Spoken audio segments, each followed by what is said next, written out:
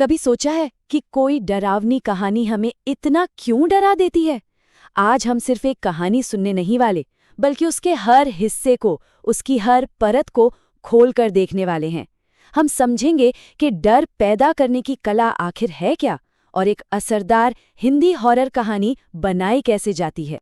तो कहानी की शुरुआत होती है इस लाइन से, और ये सिर्फ माहौल बनाने के लिए नहीं है। नहीं, ये इस कहानी की आत्मा है।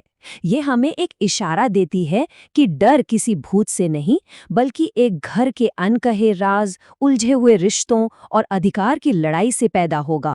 तो चलिए इस डरावनी कहानी के पूरे ढांचे को, इसकी बनावट को समझते हैं और देखते हैं कि वो कौन सी चीजें हैं जो हमारे जहन में वो एक अजीब सा डर छोड़ जाती हैं। तो सबसे पहले बात करते हैं कहानी के पहले और सबसे जरूरी हिस्से की। यहीं पर कहानीकार हमें उस दुनिया से मिलवाता है जहां डर पनपने वाला है। ये वो जमीन है जिस पर डर की पूरी इमारत खड़ी होगी। अब देखिए, कहानी लिखने की दुनिया में ना, इस शुरुआती हिस्से को कहते हैं एक्सपोजिशन। मतलब यहीं पर हमें किरदारों से मिलवाया जाता है, जगह दिखाई जाती है और कहानी का जो मेन कॉन्फ्लिक्ट है वो सामने आता है। असल में यहीं वो बीज बोए जाते हैं जो आगे चलकर डर का एक घना पेड़ बनने वाले हैं। और जरा देखिए कितनी स्मार्टली सिर्फ 2 लाइनों में कहानी का जो मेन सस्पेंस है वो हमारे सामने रख दिया गया है। घर का एक बहुत इंपॉर्टेंट मेंबर अब नहीं है, लेकिन उनकी मौजूदगी का एहसास पहले ही पल से होने लगता है। और बस ये ही वो टकराव है जिस पर पूरी कहानी टिकेगी। तो मतलब पहले ही सीन में हमें सब कुछ मिल गया है ना। एक पुरानी ठंडी सी हवेली जो खुद में एक कैरेक्टर है। हमारी मेन कैरेक्टर अंजलि, जो इस नए माहौल में एकदम अकेली है।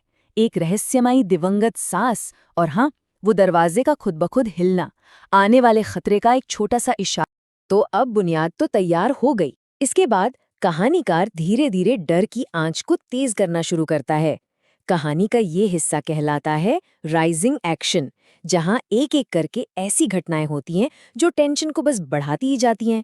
तो राइजिंग एक्शन का सीधा सा मतलब है घटनाओं की एक ऐसी सीरीज जो सस्पेंस और टेंशन को धीरे धीरे स्टेप बाय स्टेप बढ़ाती है। ये समझ लीजिए कि ये वो सीढ़ी है जिस पर डर चढ़ता है चोटी तक पहुंचने के लिए। और यहाँ पे गौर करने वाली बात यह है कि डर की शुरुआत होती कैसे है।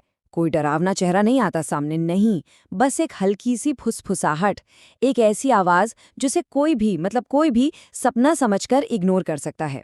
तो ये है डर का लेवल 1, अनदेखा खतरा। ये टेक्निक ना किरदार के मन में एक शक का बीज बो देती है। क्या सच में कुछ था, या ये बस मेरा वहम है? और यहीं से कहानी का असली साइकोलॉजिकल खेल शुरू होता है। अब देखिए, खतरा सिर्फ आवाज तक नहीं रहा, अब वो दिखाई देने लगा है। लेकिन अभी भी साफ साफ नहीं, बस एक परछाई। और ये हमें सोचने पर मजबूर कर देता है कि आखिर वो है क्या और चाहता क्या है। तो ये आ गया डर का लेवल 2, एक धुंधला सा साया। अब इसे सिर्फ वहम कह के टाला नहीं जा सकता। डर अब धीरे धीरे हकीकत बनता जा रहा है। और फिर आता है डर का अगला लेवल। अब वो आत्मा सिर्फ दिख नहीं रही, वो सीधे बात कर रही है, और वो बता रही है कि वो क्यों है वहां। एक सीधी पर्सनल धमकी। ये अब कोई अनजान भूतिया घटना नहीं रही, ये एक डायरेक्ट कॉन्फ्रंटेशन है। तो ये है लेवल 3, डायरेक्ट कॉन्फ्रंटेशन। यहाँ खतरा पूरी तरह से सामने आ चुका है, उसकी नीयत साफ है, और अब हमारी हीरोइन के पास इससे भागने का कोई रास्ता नहीं है। बस यहीं से कहानी अपने पीक, अपने क्लाइमैक्स की तरफ बढ़ती है।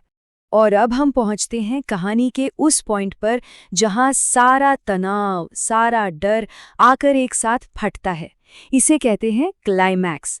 ये वो पल है जिसके लिए पूरी कहानी की तैयारी की गई थी। क्लाइमैक्स मतलब कहानी का वो सबसे ऊंचा पॉइंट जहां टेंशन अपने पीक पर होता है। यहीं पर हमारा मेन कैरेक्टर अपने सबसे बड़े डर का आमना सामना करता है, और इसी एक पल में कहानी का नतीजा तय हो जाता है। ये लाइन इस कहानी का दिल है, इसकी आत्मा है। यही वो पल है जब अंजलि एक विक्टिम से एक हीरो बन जाती है। वो डरने के बजाय सामना करने का फैसला करती है। वो किसी भूत से नहीं, बल्कि एक माँ की इनसिक्योरिटी से बात कर रही है। और यहाँ सबसे जरूरी बात क्या होती है? पावर डायनामिक्स का बदलना। अब तक कंट्रोल उस आत्मा के हाथ में था, लेकिन अब अंजलि उसे अपने हाथ में ले लेती है। यही बदलाव इस क्लाइमैक्स को इतना पावरफुल बनाता है। क्लाइमैक्स के बाद कहानी अपने अंजाम की तरफ बढ़ती है। यहाँ हमें टकराव का नतीजा पता चलता है।